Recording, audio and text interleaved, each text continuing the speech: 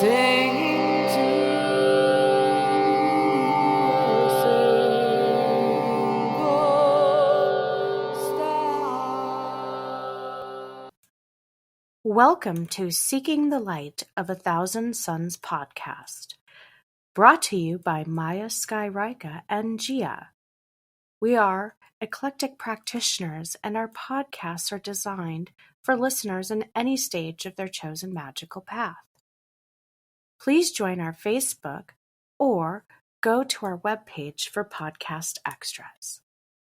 Hello, everyone, and welcome to the podcast Seeking the Light of a Thousand Suns. We are here with Maya and Gia to talk about the Clairs. The Clairs are the psychic abilities that I am Lily of the Light, joining them for this amazing conversation. So today we're going to go through all the Clairs, which are all the senses used in your psychic abilities. And we are going to start with clairvoyance. This means clear sight. Clairvoyance has a lot of different aspects to it that make it one of the more diverse clairs out there. So it can involve seeing energies around people and auras. It can involve seeing spirits, ghosts, ancestors, ascended masters, and angels. It can also be seeing the past, present, or future, including remote viewing. So a lot of people, this is a more common gift, and it's really cool because it is so multifaceted. So hello, ladies. How are you doing today? Good. Let's jump right in. So what is the strongest clairvoyant aspect that each of you have in your lives, in your spiritual and psychic abilities? I have a few. I see dead people. That's one.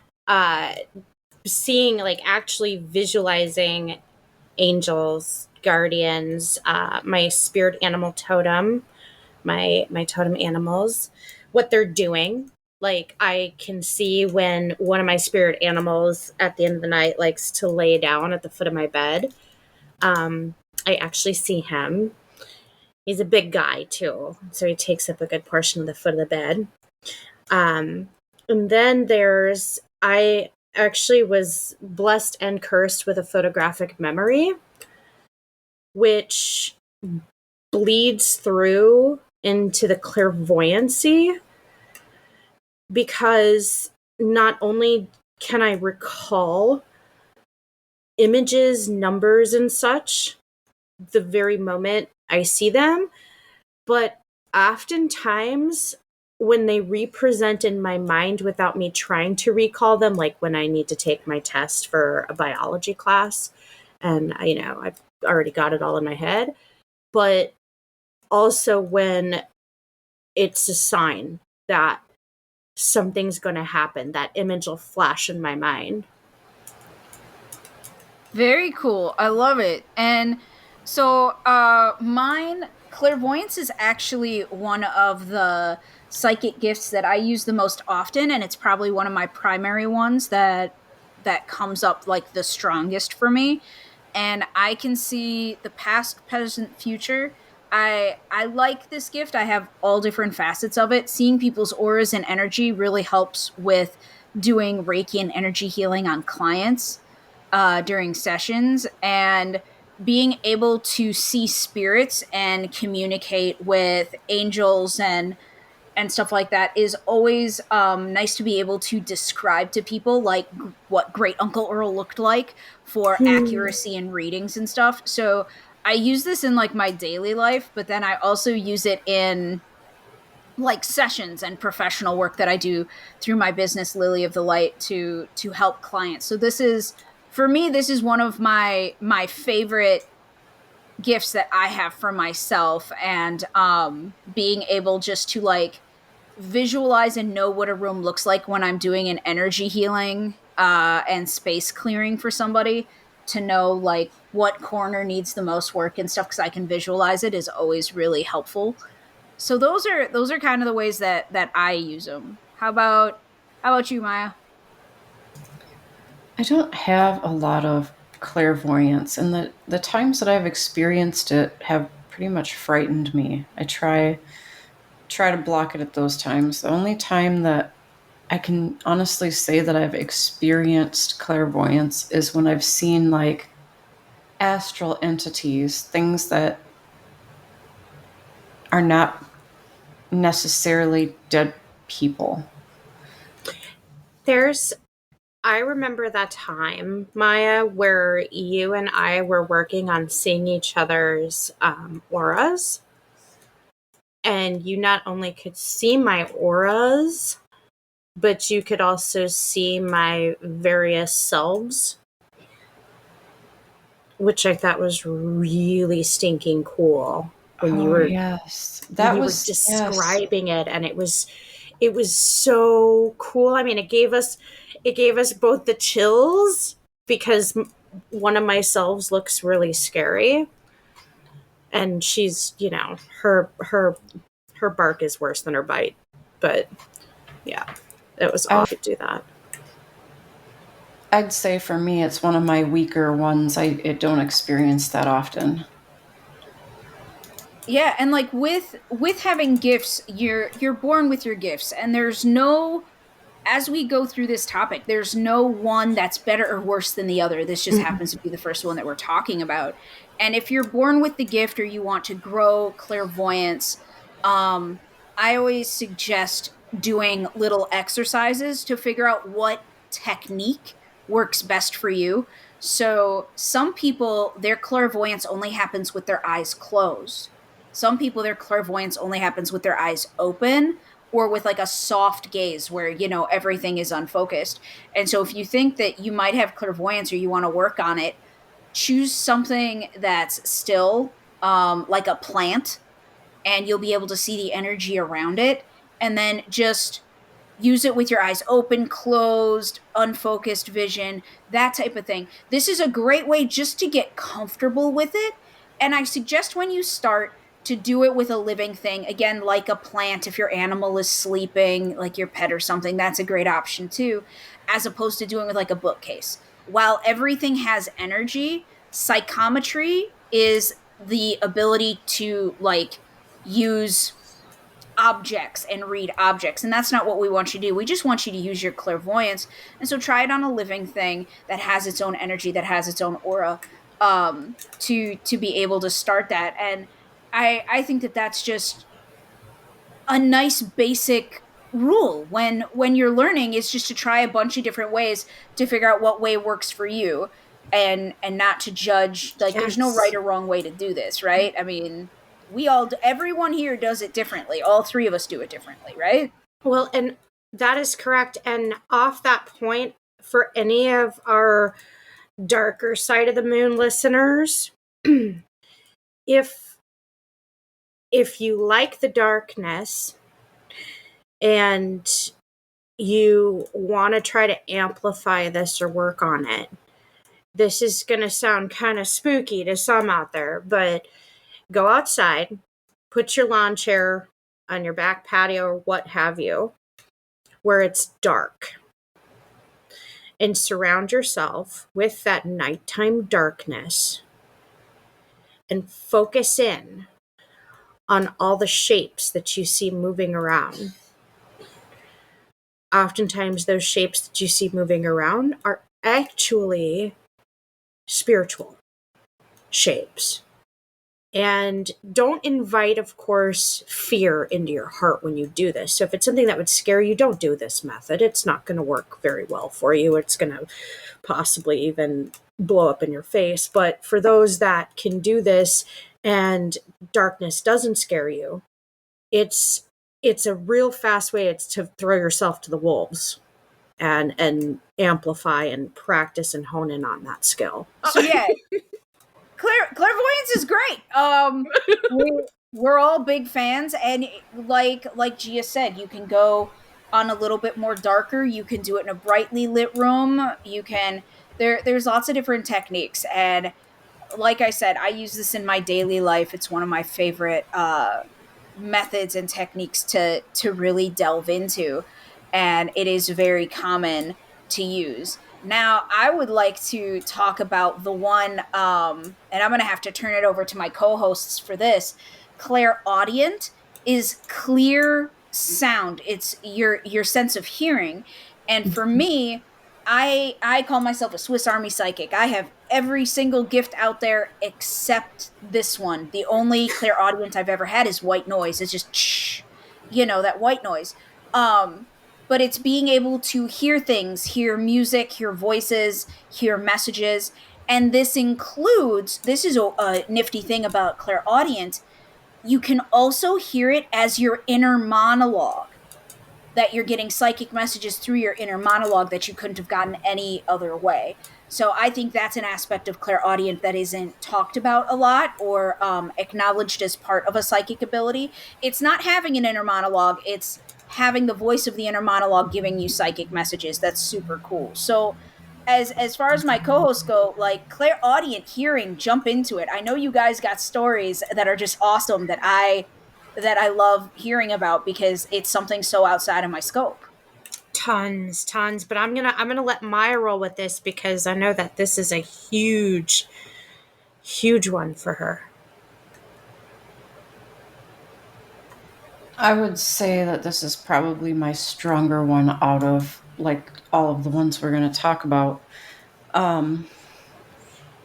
As a young child, I think I trained myself into this without even knowing about it by trying to hear things in other rooms or in distances where you're straining kind of to hear. But so for clairaudience, for me, a lot of times I hear it as myself talking to myself in my head. You know the joke where they say, go ahead and talk to yourself, but if you answer yourself, you're crazy or whatever. No, I that's answer not myself really. all the time. Yeah. Yeah, that's not really true. But so a lot of the times it would start with I would almost explain it like a dream, almost. And then you will hear your inner dialogue telling you things. Another thing that happened to me much later in life, Gina, I was living in the cities at this time. I noticed that when I start focusing on something really hard, like my working from home, I would start hearing voices. Sometimes it's one, sometimes it's many, sometimes I'm hearing, a whole what I would say TV or phone conversation. And there were times where I would get up and I would leave the room and I'd start looking. Like, did the TV get left on? Yep. Like, what is that? It's really starting to kind of, annoy me a little bit. And I started taking notes. I started taking notes on a bunch of it. It was almost like, you remember the times of like CB radio or when you could pick Yes. up cell phone signals and stuff like that on scanners? Yep. So, like, imagine that, like sitting somewhere and hearing a bunch of stuff happening on a scanner or a CB radio. That's kind of like how it comes in for me. And when I started taking notes and stuff like that, I had showed it to my husband, and I'm like, "Look at this! Look, this is what's happening when I'm working. Like, I hear all this stuff. It means nothing to me. Why am I hearing it? Like, I can't help anybody. I can't share it with anybody. I don't know who this message belongs to. I don't know what to do with this." And he goes, when have you ever heard a time where hearing voices is a good thing? He's like, you're scaring me. You really need to go and see a mental health professional. Well, then he scared me. I'm like, well, I mean, I guess I could be becoming schizophrenic. I, you know, and I did go into a mental health professional and we had the conversation about it. And she asked me some really pertinent questions in case any of you out there are wondering. I wouldn't advise anybody to not go to a mental health professional if they're being bothered by it. But what she had asked me is she said, so are they talking to you? And I'm like, no. And she said, are they asking you to do things? No. Are they troublesome or bothersome to you? Well, no, other than kind of being a little annoying sometimes. She said, then I really wouldn't worry about it. It doesn't sound to me like you have any mental health issues or concerns that we need to talk about. And I went home and I was like, huh, well, isn't that something? And then I found out about 3 years ago that my grandfather hears music all the time. He'll start repeating and singing sonnets and songs and stuff like that that are not of our period. And I'm like, huh, well, that's interesting. Maybe it's genetic. That's so cool. I love that. And that is, you bring up a good point. Not always, but there are many, many situations in which psychic abilities run in families and being a healer runs in families. And so it's your parents, your grandparents, you know, the cool aunt, that type of thing can absolutely have gifts. And I think that that is just really a really cool aspect of doing this, is that that can be something you share with your ancestors and your heritage, and you can tap into your ancestors for help. So I love that. Awesome. And I think for this one, or for most of these, I'll do a podcast extra on like things that you can try and things that you can play around with to increase your chances or abilities in these areas. Like for me, mine was training myself at a very young age to try to hear things in another room. There's all kinds of techniques and games and stuff like that can be played. One of the things that I read was if you wanted to train your ears, try replaying music that you've heard and just listening to one instrument in the background from start to finish to listen to all the subtleties. And you're training your ear to focus on one thing then. Or try to hear specific sounds in your mind. Like everybody knows like the sounds of a train. First thing that people go to is probably mostly familiar or similar, but then you can also start changing it, like not just the train horn, but now hear the tracks, hear the wind, hear the movement, and play around with different distances that you would hear it and stuff like that. And you can train your ears to be more clairaudient. I love that. That's an awesome tip. Gia, what about your clairaudience, your ability to hear? What fun, cool things did you get into? Oh gosh, there's been a lot. I mean, I hear things every day. One of the things that is not my favorite aspect of clairaudience is I can hear people's thoughts and intentions in their minds. It's sometimes it's cool because if you run into someone and you're like, oh, I'm not sure about this person, but then you hear their thoughts and you're like, oh, they have actually pretty nice intentions, then great. But like, I remember one time when I was in my 20s, my sister and I were walking into a restaurant in Uptown, and there were a group of guys standing at the entrance of the door just shooting the shit. And my sister and I walked through, and I heard one of the guys basically say all the different ways he would sexually violate me in his head. And I didn't really know that this was a gift. And I turned around and told him that he was a disgusting douchebag creep. And he looked at me like, what the hell?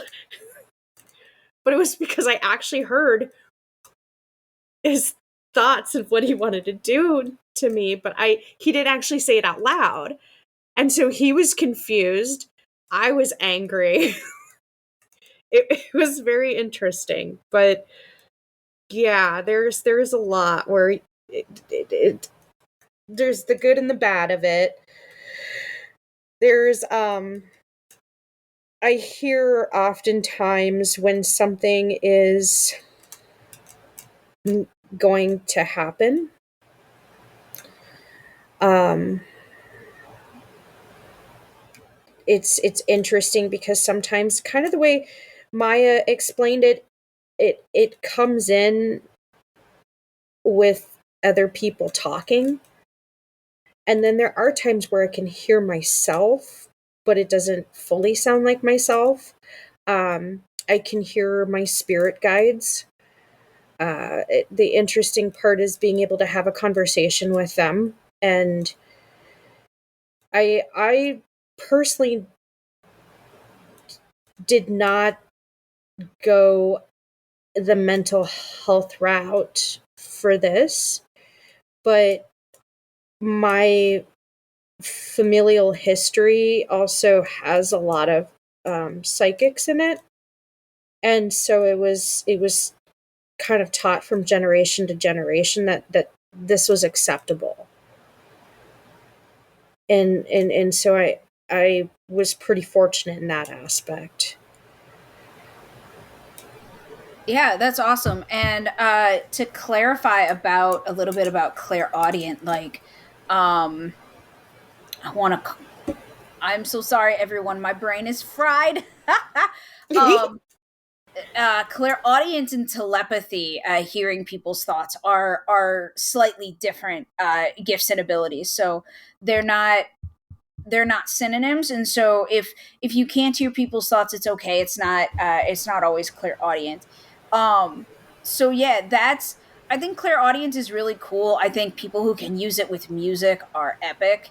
Oh yeah. um so I'd like to talk about the one that is, I would say, the most misunderstood one is clairsentience. And the reason why it is so misunderstood is because of discernment, being able to tell what's yours and not yours for sensations, experiencing things how other people experiencing them. And this can get really messy, especially with like physical sensations, feeling pressure if someone in your head, if someone else has a headache, but also feeling like sometimes physical sensations or emotions of someone that they're not actually yours, and it can cause a lot of confusion. So I know that for me, with being clairsentient, this is one that I had to do my discernment the most with, because as a teenager and a people pleaser, I dated all the wrong people because I felt everything that they were feeling as my own. And I truly think that anyone who is empathic or clairsentient or intuitive in any way needs to learn grounding, shielding, and discernment before they date, because it just gets messy. And it took me far too long to figure out that's what was happening, because I would do these things, and quite frankly, I would sleep with some people, as consenting humans do. And then after, I'd be like driving home and going, I never really liked that person. So why did I like them so much when I was in the room with them? And so like into them and everything. And it was because of clairsentient. And so I think that for me, this one obviously had a lot of life lessons with it. I feel like the biggest benefit of clairsentient is being compassionate. You, when you feel someone else's pain, when you feel someone else's confusion or grief, you you just have this immense compassion for them. And with doing discernment to figure out, what's yours, a great question to ask, and I always tell people when I'm teaching the clairs in any kind of class setting, is this mine?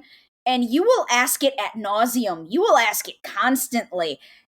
And just get used to asking it constantly, because you're meant to, until you figure out what's yours and not yours.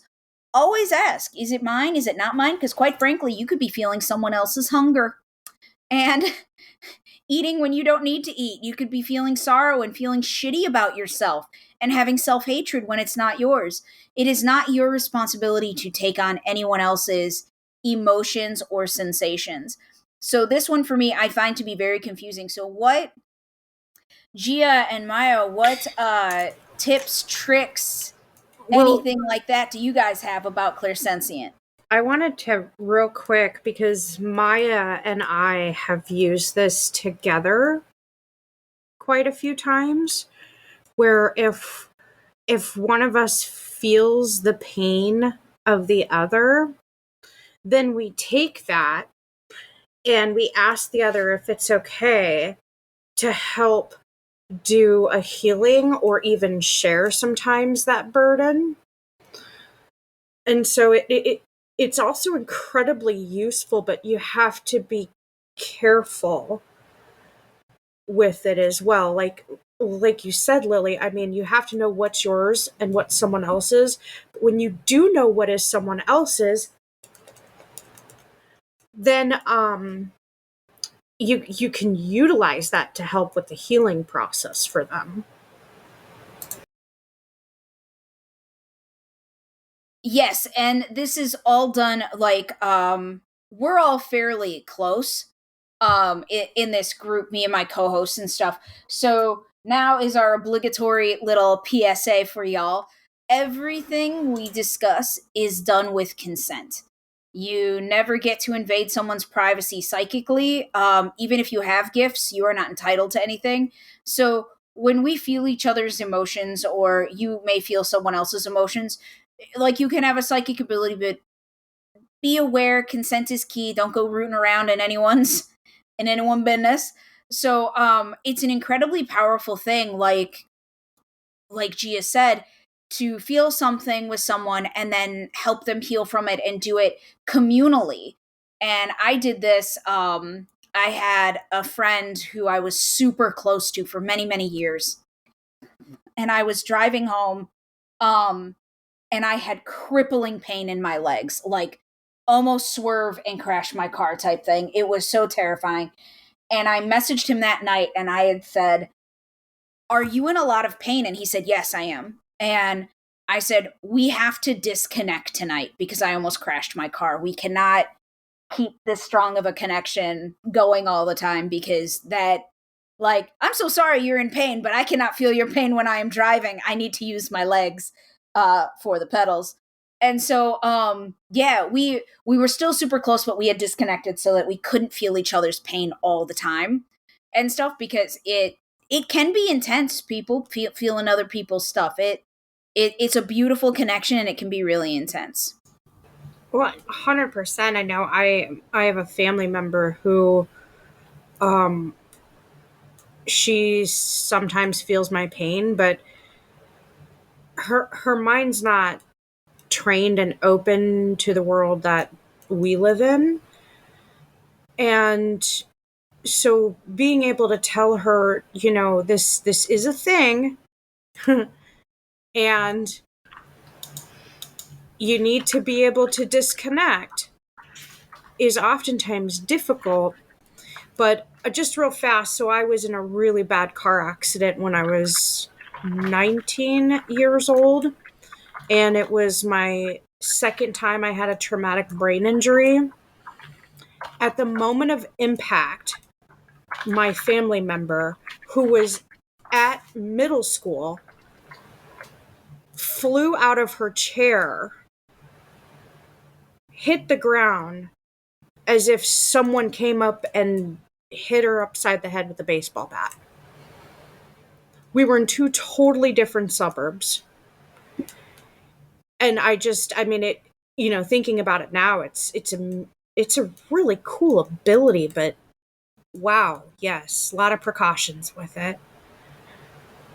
Yeah, it's an intense one, to be sure. It's a beautiful experience to have with people. And you can also use, if you're having trouble with discernment, you can incorporate tools into it. So pendulums, dowsing rods, things that you can ask yes or no questions with. Ask them, "Is this mine?" And then wait for the dowsing rod, or like put it over certain parts of your body to see if there's an imbalance that is susceptible to feeling other people's emotions when really you should be shielding. So those would be my tips and tricks for those just starting with clairsentient. is if you can't discern on your own, no shame. Get yourself a tool. That is what they are there for. They are amazingly versatile and useful with clairsentient. I'd like to kind of point out too that clairsentience and clair empathy are very, very similar. But one of the bigger differences between the two is clair empathy. A lot of the times you are in the presence or in the energy field of another person. It's more about their feelings, their moods, and so on. Where clairestience can be feeling how they're experiencing things differently, kind of like what Gia was saying, where you have an experience similar to someone else's experience, but it doesn't always have to be like the emotional or mood type way. I have an example that's really similar to Gia's. There was a company that I worked for overnights for a few years, and we had a group of ladies that always took break around the same time. Same time every, 2-3 times a night. And we would sit and chat and we would smoke, and we all got to know each other pretty well, just shooting the shit during these breaks. And there was one night where all of us were at the table except one girl, and someone had asked, "Hey, has anybody heard from so-and-so? Is she not here today?" And all of a sudden, I got a piercing smack to my head and fell backwards out of my chair. And it caused a commotion. I was completely stupefied. I was holding my head, and they're like, "What is going on? What is wrong with you? What is wrong with you? What is wrong with you?" And I said, and I was talking like completely nonsense. I said, "I don't know, my head, oh my God, my head. I feel like I smacked a windshield or something, and I cracked my head, and it's bleeding everywhere." It took me a long time to come down from that because it didn't make sense to me. I didn't understand it. Why would I say something like that? Well, the following day, at break time, we found out that the girl that was missing had a major car accident. And she did hit the windshield, and she got a brain injury, and then she was out for 8 months. Wow, that's powerful. Like sometimes these gifts come out of left field, Very. They're not always like we'd love to say like, "Oh yeah, we're all so badass. We can just, predict everything and control everything." But really it's the universe, it's the gods, it's the ancestors, it's all these other things that are incredibly powerful, and amazing. And I think, that's just it's a beautiful connection, and it very much shows the oneness of the human experience within clairsentient. To Well, add I one think more thing to that too, Maya, as you're explaining that, and this is for those that want to work on training too of this, go back, rewind, re-listen, close your eyes, and you will sense, you got to focus, you will sense what Maya felt in that moment. If you're visual, you could see what she was seeing in that moment.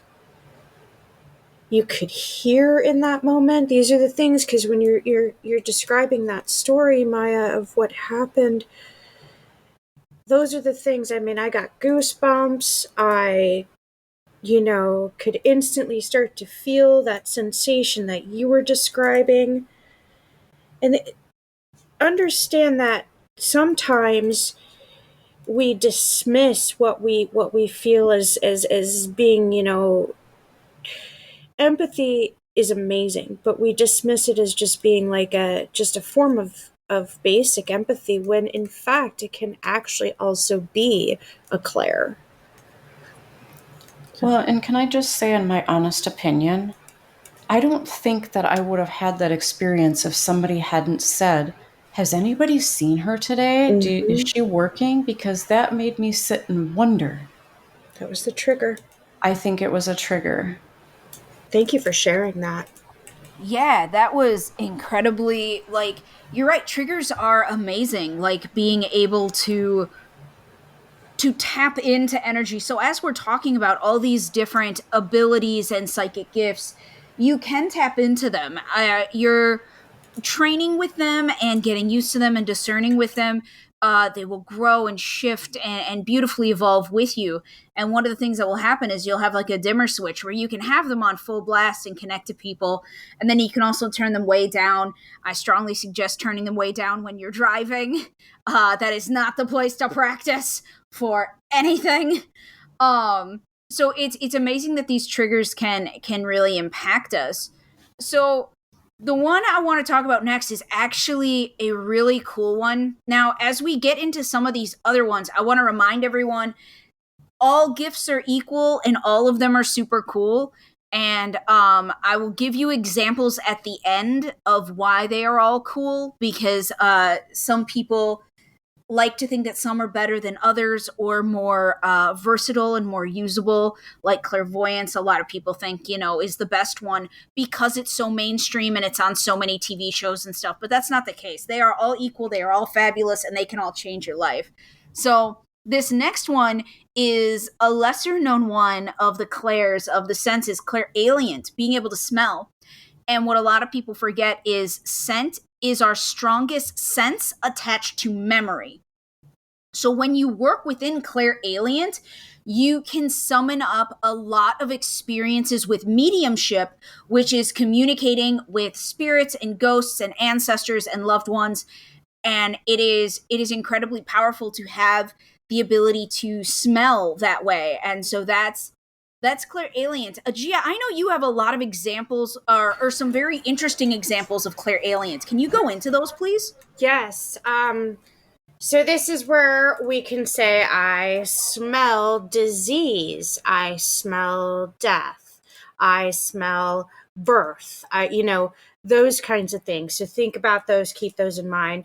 One example, I do actually smell disease, and I can smell when a diabetic person is in need of insulin. Now, you can look up the smell of diabetes, and it will give you a very clear description of it. It is kind of a fruity smell, kind of like a clean, chemical fruity smell is the best I can describe it as. The guy I was dating at the time, we were asleep, and like someone like taking their majestic spiritual hand and flicking the hell out of my forehead to wake me up. The moment I shot up out of bed, the room just filled my sense of smell with this chemical, fruity, clean smell. And so I started, sounds kind of weird, but I reached over to smell my boyfriend because he is diabetic. And the scent got so strong as I brought my nose closer to him that I instantly knew something was wrong at that point. And so I nudged him awake and I said, I think you need to check your blood sugar now.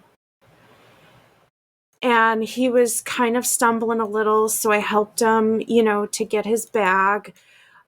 He checked his blood sugar, and sure enough, he needed insulin right away. Oh my gosh, that is just wild. He looked at me and he was like, how? I go, I have no idea, but I can smell it. And then we, of course, had the conversation. He was like, does it stink? And I go, actually, no, it smells really good, but it smells like something's wrong. you know? Whereas smelling the difference between when someone has a viral infection versus a bacterial infection versus a fungal infection, it's actually one of the many reasons I went down the original path of attempting to finish off pre-med to go to med school, is because that ability is so strong. Also, smelling storms, not just smelling the rain, but smelling whether or not the storm is going to be violent, going to produce tornadoes, or if it's going to be a basic thunderstorm. Getting a scent, because I lived in Colorado. I'm from Colorado originally, but I lived there for so long, and there's so many wildfires. And getting the scent of wildfire before wildfire even breaks out. Again, I mean that's it's a foretelling. Something's going to happen. There's going to be a wildfire. It's going to be close. Warning. Yeah, I have lots of examples of it, but I've become pretty naughty because I often try to dull my sense of smell because it's very overwhelming, especially when you go out in public. You know, and you don't want to go up to people and say, "Oh, you've got this wrong with you," or "You got that wrong with you," because then they just, that's just going to start the whole panic and freak out mode, or they're going to slap you, or whatever. Which, I mean, I don't care about getting slapped, but well, and like we've discussed, it's a consent thing. It Having is. these gifts does not entitle any of us, no matter how potent ours are. Like Gia and myself and Maya, we experience our gifts all the time. But if you experience something around someone else, don't share it. It's not your place. If they are a close friend, you can always ask. I ask. I got a psychic ping. Do you want to hear it? Yes. I got a psychic ping in a business meeting at the end of the business meeting, and I'm like, "Do you want to know this?" And they're like, "Yes." And we discussed it, and it was awesome. But like, it was all consent based. It was not me just saying, "Hey, guess what?" So I feel like that's something that we need to reiterate, not because we don't understand it, but because some of our listeners, some of you wonderful people, are new to this and it's so second nature to us to not do things without consent, to respect boundaries. But these things are super cool, so it's hard not to be like, oh my god, I want to tell somebody when it happens.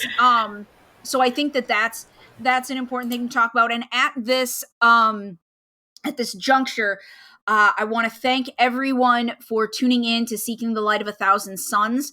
I also want to remind you that the more you like, share, follow, comment, the more this reaches people. And you may love it or you may find it useful. More people will, your friends will. It's an incredibly cool podcast. This is also an incredibly interesting topic for us to be discussing, and I feel like it could help a lot of people. So if you feel so inclined, please remember to share it.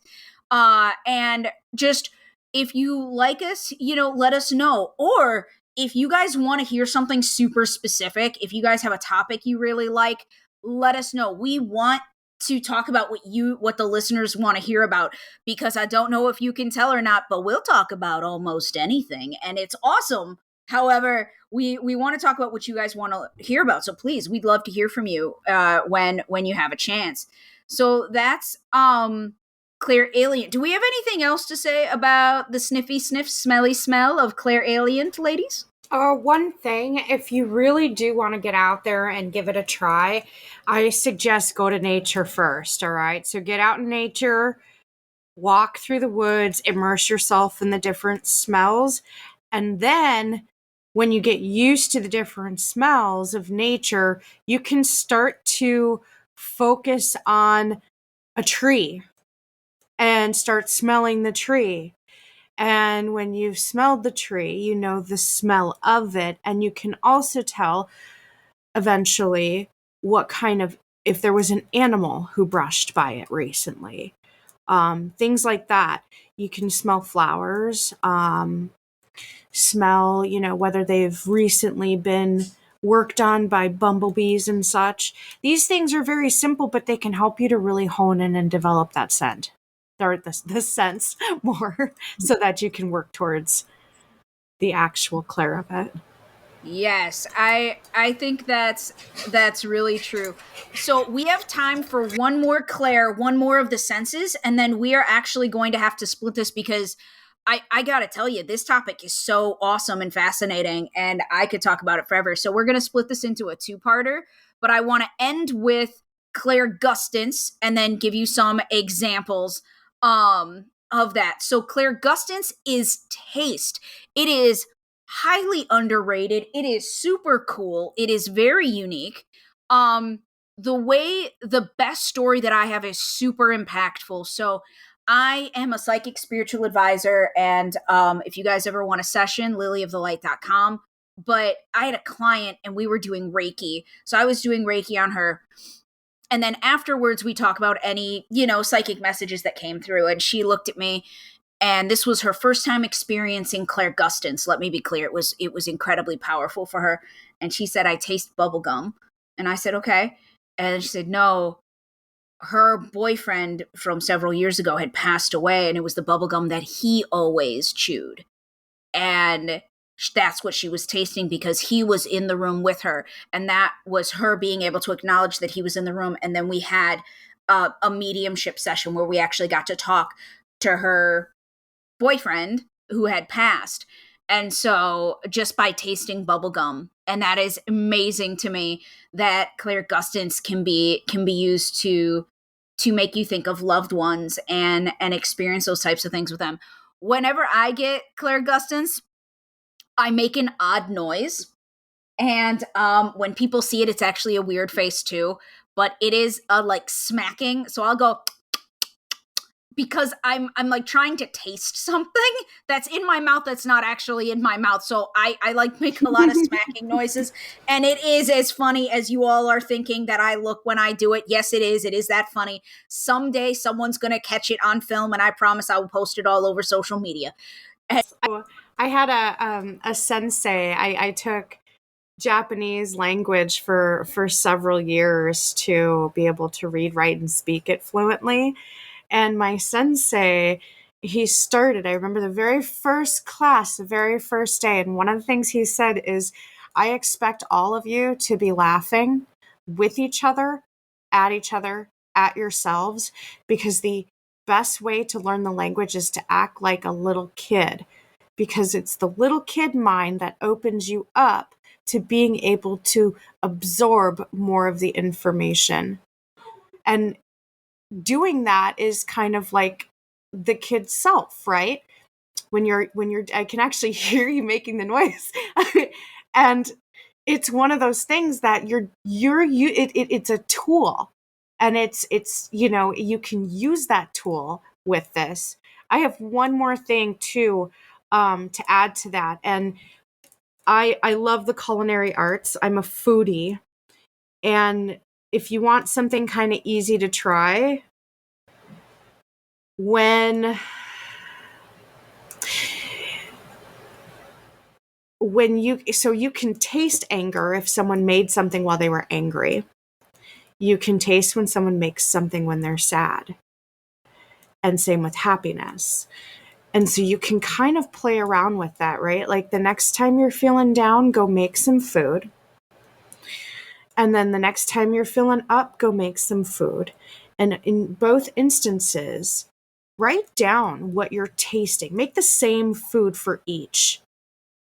And you would be surprised at what you could discover with that, where you can actually taste the past, taste what was going on in a situation while that food was being made, or maybe just before it was being made. So that's a little trick to try. Yep. You want to know why grandma's cooking always tasted better than yours? She made it with love. She was high and happy. No, I'm kidding. And it's so silly, but it is true that it is. The emotions that we put into food really, really do matter. So that is Clair Gustance. There's not a lot to talk about with it. It's delicious. I think everyone should have a little snacky on it. But now I'd like to take a little bit of time to discuss the equality right before we sign off here. So all of these gifts, I've said it throughout this entire podcast, all of these gifts are equal. And I've had countless clients come to me and say, but I only have Clair Gustance. I only have Clair Alient. I can only hear blank. So I'm going to give you guys some very real examples. And I just want you to appreciate the gifts that you have. So with Clair Gustant, there are people who would kill to have their grandma's pie one last time, to be able to taste that. You have that gift. That is not something to squander or be resentful about. That is beautiful. How many people would love to smell their husband's aftershave one last time after he passed on his skin? Clair Alient does that. Do not think that this is a small or insignificant gift, because there are people whose souls are crushed because they cannot have that experience ever again, and you can, and that is beautiful. There are clairaudient people who would love to hear their child laugh one more time, and they can't because their child is dead. I want you to remember that these gifts are blessings and amazing. None of them are more important or more valid than any of the others. The reason I give these examples is because I've had too many clients come in and say that their gifts aren't worthy. They are. They're the exact gifts that you are meant to have. They are the gifts using the senses that you resonate most within your soul. Honor your soul. It is awesome. It is amazing. You get excited about all of them, any combination, any potency. They are great. So those are the examples that I always tell people, because they're very real, and now you have perspective. So before we sign off, my lovely co-host, is there anything else you guys want to say about the Clairs in general? I do. Kind of adding to that, some of us who have been able to develop multiple Clairs, I know I developed mine predominantly through extreme trauma events. It's not something I would wish upon anybody. Whichever Clair that you have, embrace it, love it.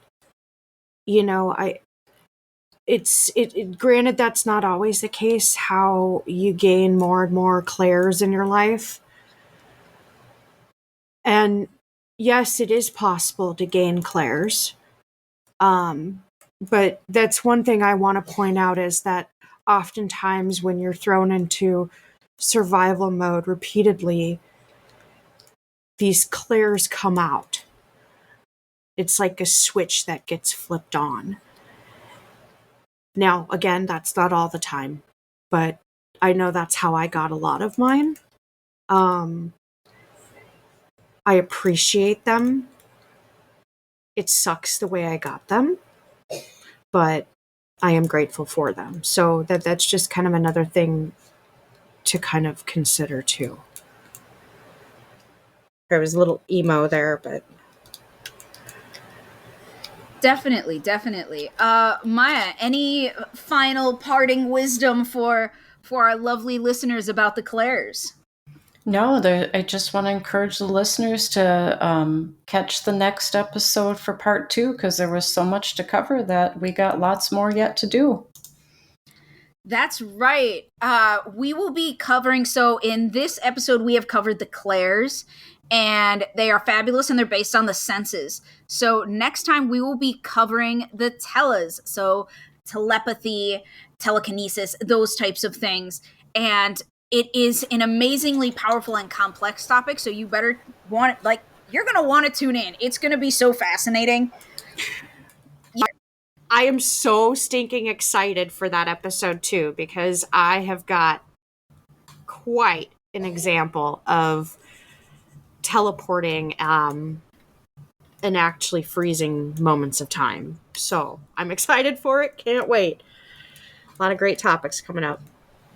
Yeah, it's going to be amazing. So thank you everyone again for tuning in to this episode of Seeking the Light of 1,000 Suns. Thank you to Maya and Gia, and to myself, Lily of the Light, for hosting this, for being amazing, for having totally diverse experiences to be able to talk about the Clairs in such a succinct and really amazing way to give real life experiences to people. And thank all of you for tuning in. Remember, like, share, follow, comment. We want to hear from you. Other than that, everyone have a great day and enjoy your Clairs, however they present to you. Thank Have a you. great night. You too. Have a great Blessed night, be. everybody.